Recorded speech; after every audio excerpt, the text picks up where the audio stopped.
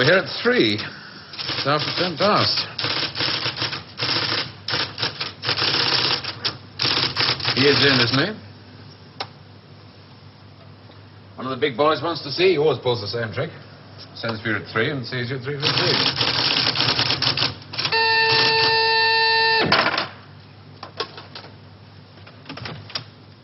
Mr. Larkin to see you, J.G.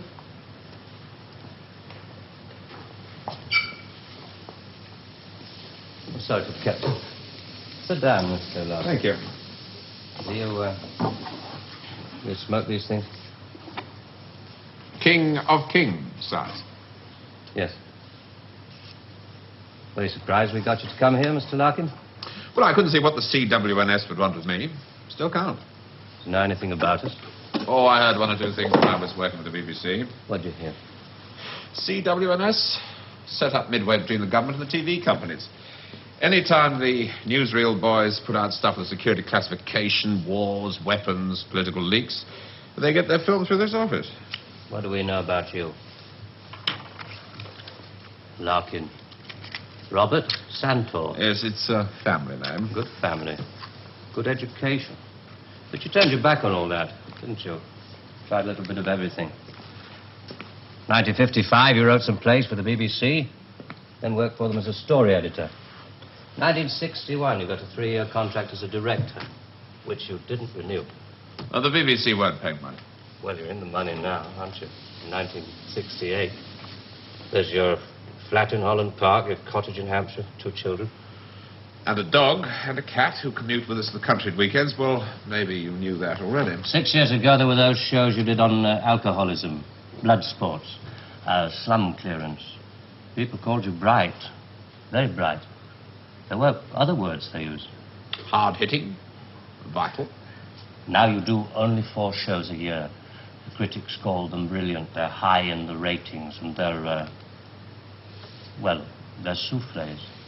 Little soft in the center. Don't think I'm complaining. Oh, you can complain if you want to. Just call it a friendly professional interest. I'd like to know what happened to alcoholism and blood sports. Call it reaching the age of 35. Call it school fees, 2 fixed addresses. Call it joining the establishment. Call it being a socialist for 15 years in a country that'll never be socialist. Good.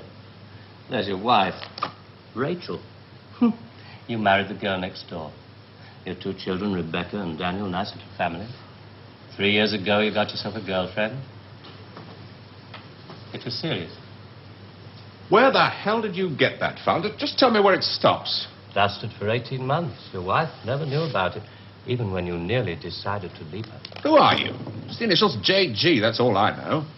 Never met you before in all my life. July the 25th, 1966. You finally decided to break it off with this woman. You said you loved her. You said you loved your children. It was 2 against 1. You had to add it up like that. Sorry, your cigar is burning my desk. Sheila told you all this? We have ways of finding things out. But why? If it's blackmail, the thing won't hold water. It's all in the past. Well, there'd be pain, of course, for Rachel and the children. But you wouldn't get anything else out of it. No, it isn't blackmail. We've just been interested in you for a long time. Interested? You went back to your wife because you said it was 2 against 1. I call that very responsible. We're interested in very responsible people. In fact, we have a little index for them. We call it their power quotient. A ratio of responsibility as against aggression. Yours is very low. 0.2. That's very low. Just what we need. Sit down. Please.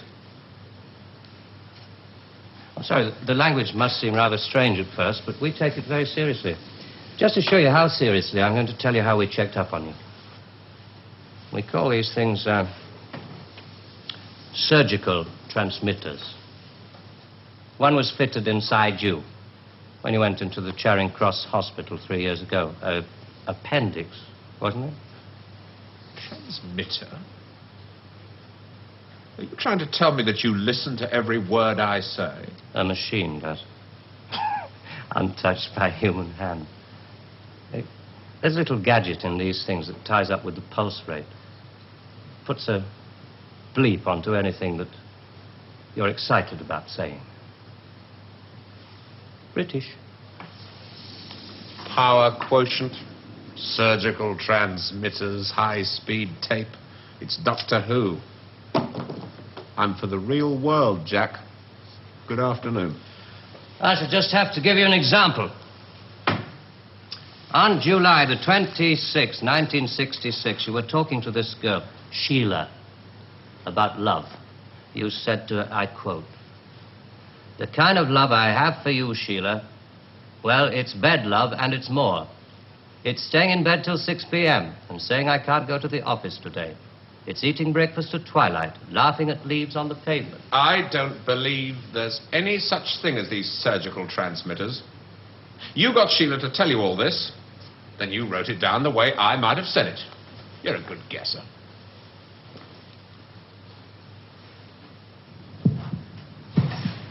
Can you hear your heart beating?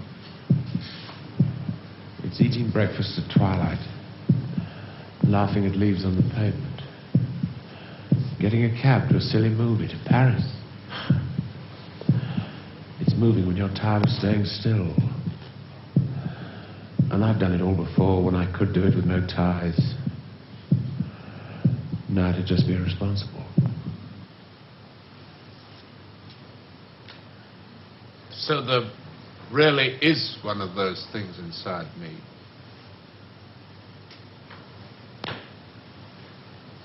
What do you want? We want people with low power quotients. We want them to work for us.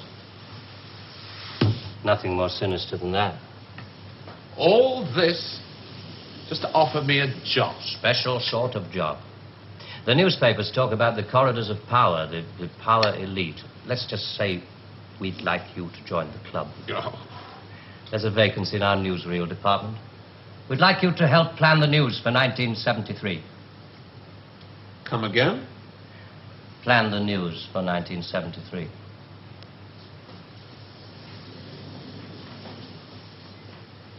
What are you doing?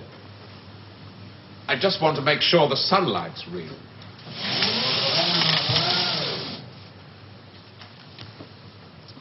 I always tell people,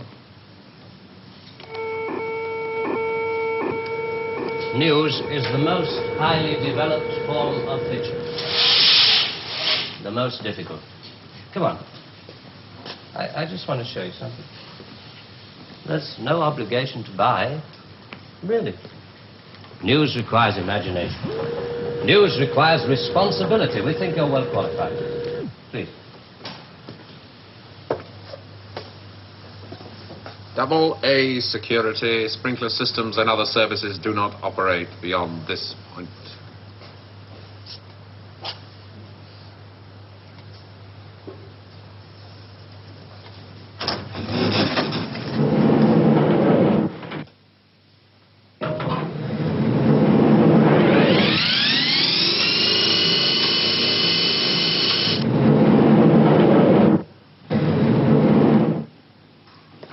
'73. We've only roughed out the news for 1973. Nothing's been given the go-ahead yet, but this is the kind of thing we have in mind.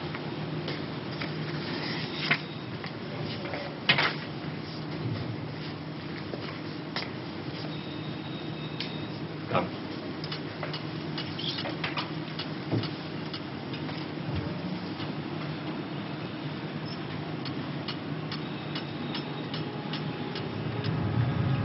Today, April 14th, 1973.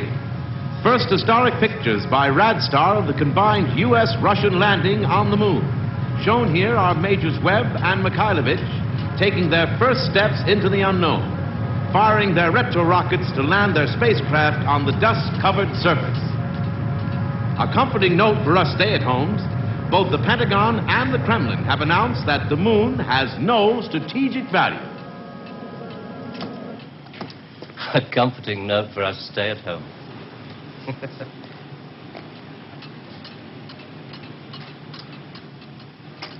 I can't show you any film on this next model. We haven't photographed it yet. But this is the way it will sound. June the 22nd, 1973. The State Department releases film of the ultimate weapon, codenamed Icarus. This satellite is equipped with a solid reactor. In layman's terms, it can freeze air solid, stopping all missiles, killing all forms of life. Icarus orbits at the same speed as the Earth, can hang in position over every major city that threatens the peace-loving nations. Rather proud of this one. Come on.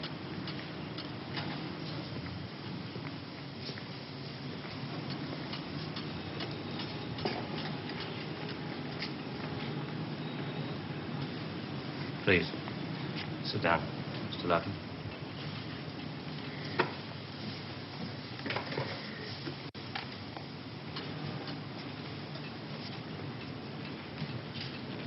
September the 5th, 1973. The new phase in global warfare.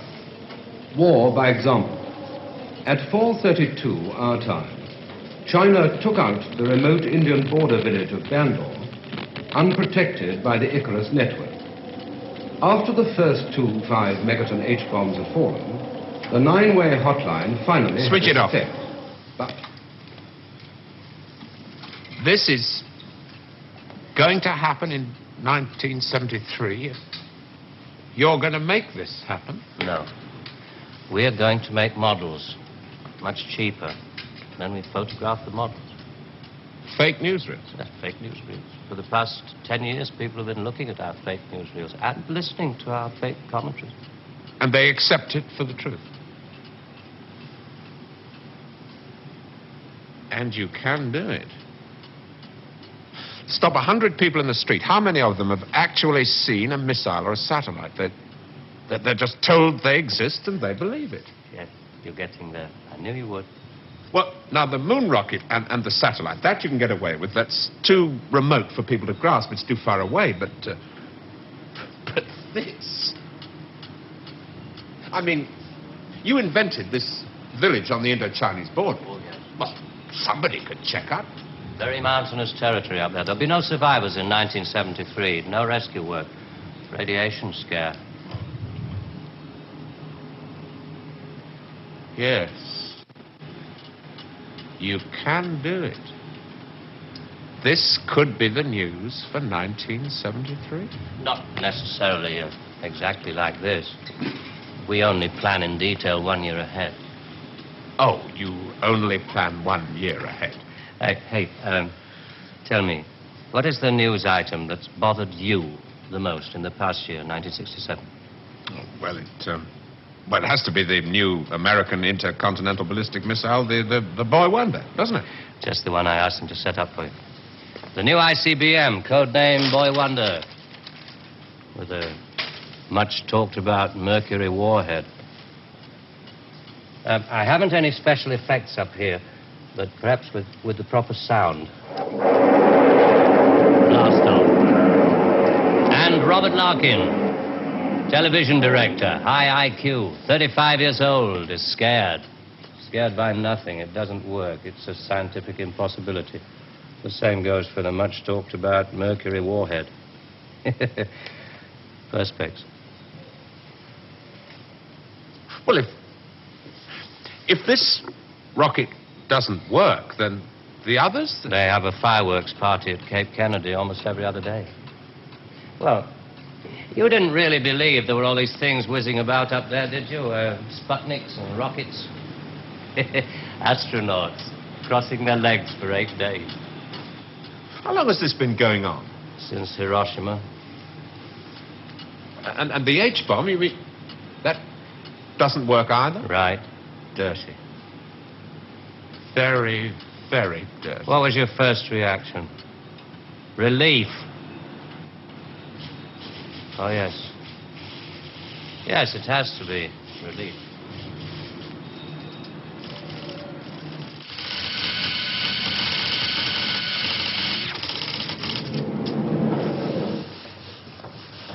Only 12 people are allowed beyond this point. Most of them work in the photographic department, taking phony newsreel pictures of our models and processing film and so on. Sit down, please.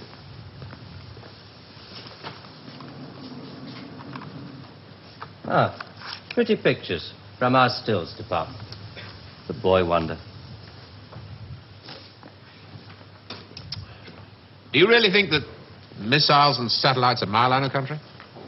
No, not at all.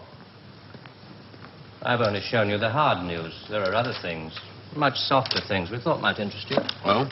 1973, we thought it might be time for an anti-teenage movement. A long-awaited return to maturity. Sheriff. Perhaps even a religious revival. Oh, I see. You want me to arrange the grand opening of Ruislip Cathedral. 1st of October, 1973. Mark the date down in my 10-year diary. We are very serious about you. There are things about you we like very much. Qualities you have to offer. Qualities that we perhaps don't possess at the moment. That's great. Our file on you. I have to return to July the 25th, 1966, the day you broke it off with this girl, Sheila. You really did reveal rather a lot of yourself that day. But, of course, if you really mind... Help yourself. You said to her, it won't work, Sheila, and she said something, and then you said...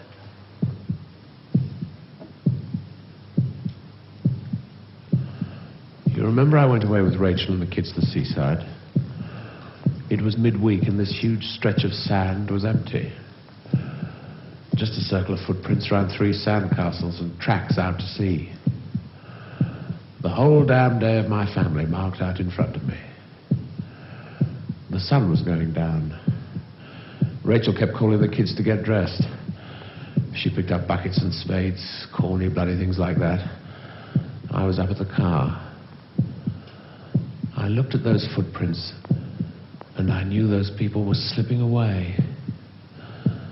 There were things I could tell them. We rather like that bit about footprints. You see, in this job, some of us have got rather a long way away from the idea of footprints in the sand. Those footprints were made by my children. Now, you want me to scare the hell out of them with every bomb from A to H inclusive. Well, why? I mean, when did it all start? 1945. You may remember the Americans let off their 2 atomic bombs. Well, they didn't want other people doing the same thing. I mean, you do see that, don't you? Oh, I don't know. Well, to scare the people off, the Americans put it out that the atomic bomb was halfway along the line to something much bigger, the hydrogen bomb. It didn't work.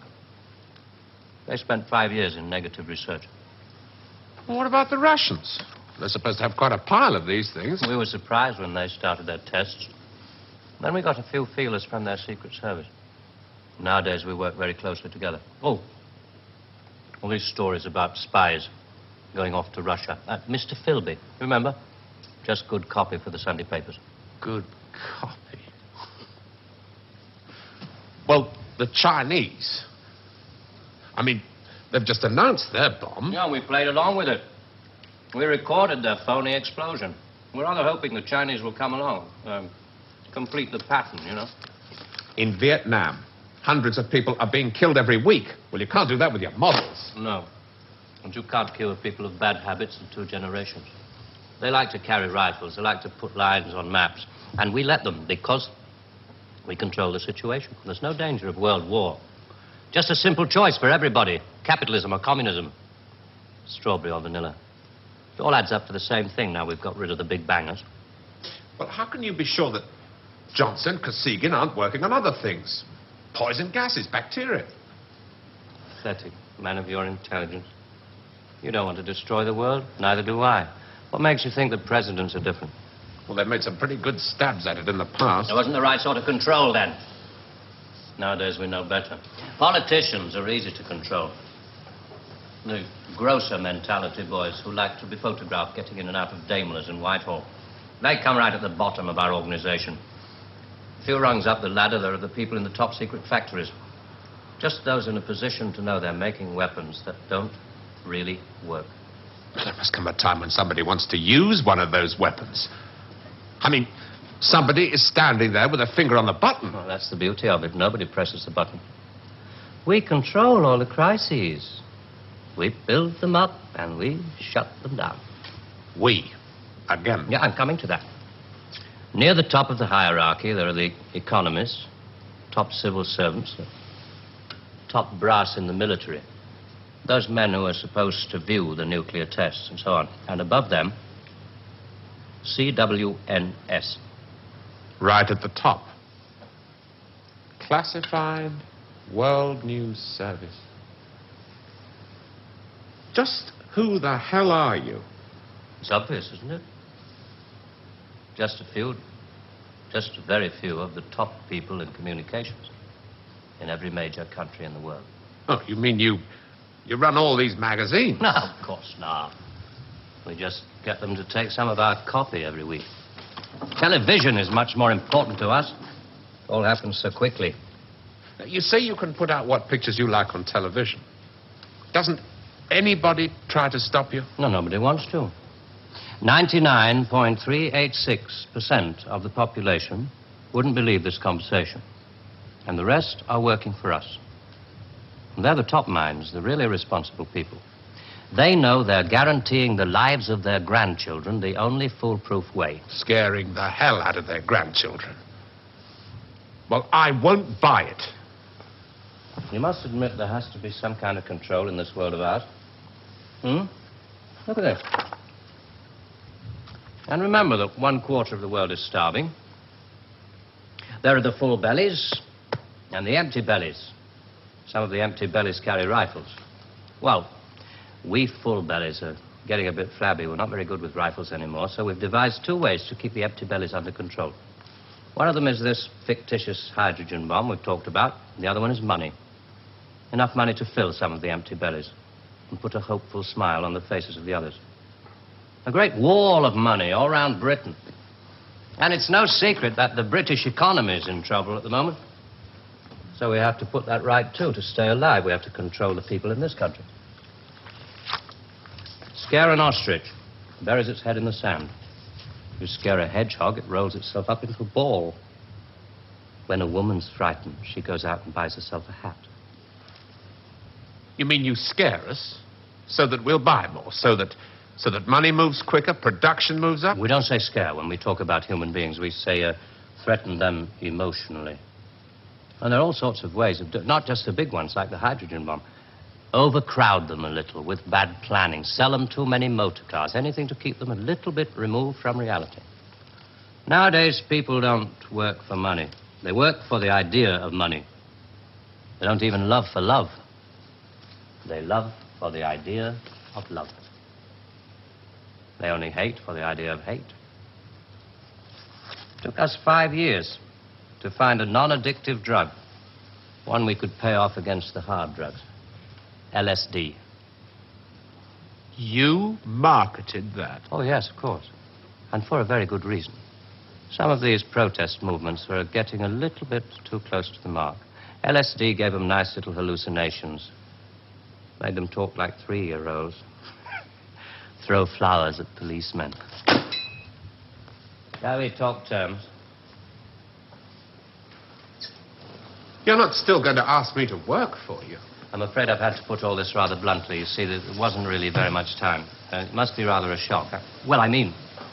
Most people realize that the world is controlled from about 6 big cities. But it must be rather shocking to learn that a 1/6 of the world is controlled from this building. You mean you? Oh, no. I only rate an office on the 7th floor. There are 2 other offices above this one. And a giant computer system. Link number 4 in world control. A computer? And what's so remarkable about that? It's just a machine that can store a vast amount of information. A machine that knows too bloody much. Now you're being hysterical about it. The computer's very simple. You feed data into it. Anything from the Wall Street closing prices to the North Atlantic weather reports. And you get decisions. That machine's taken you over. It's just a machine. Extra hands for the people who know how to control it. Well, This one above us, it's square in a box. Yeah, I suppose you could call it square in a sort of a box. Do you know why I go away at weekends? To get away from people in boxes. They live in boxes. They get their thoughts, their problems, and their answers out of boxes. And I like to get away at weekends because they're not people anymore. Now, you know all about me. My cottage in Hampshire. But did you know that there's a line of trees that goes right up past the house, and the noise they make is like the sea? Did you know that I find it difficult to sleep in the country? And I like to go and stand in the garden before dawn, and I feel good because I know that my wife and my children are asleep inside. And I like to go out and walk past the wet hedgerows until I can see pasture land and the smoke from the cottages in the village. This may be all very well for one of your grassroots programs, but I'm afraid time is running out. I ought to tell you, we pay a great deal of money. We can afford to. We save such a lot on things like the national defense budget, so on. We would start you off at £250,000 a year. Oh. Rising to £1 million when you make the Ministry of Morality, which I know you will. Will you let me out of here? One little point. I should have told you about these surgical transmitters.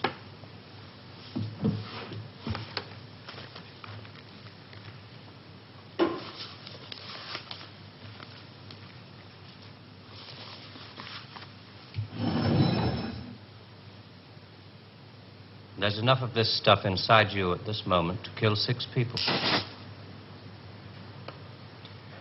There's a button we can press. I'm sorry about the dramatics. Our boys call these things the oral contraceptive. Keeps them from talking too much. So there must be one of those transmitters inside you. Who presses the button? Extra hands. All this stuff about the computer being extra hands for the men who know how to control it. That machine controls you.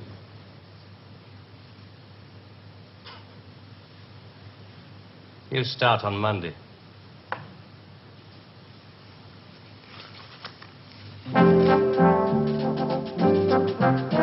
Early controversial classics from Dennis Potter next weekend, with the first of the Nigel Barton plays on Saturday at 11:20.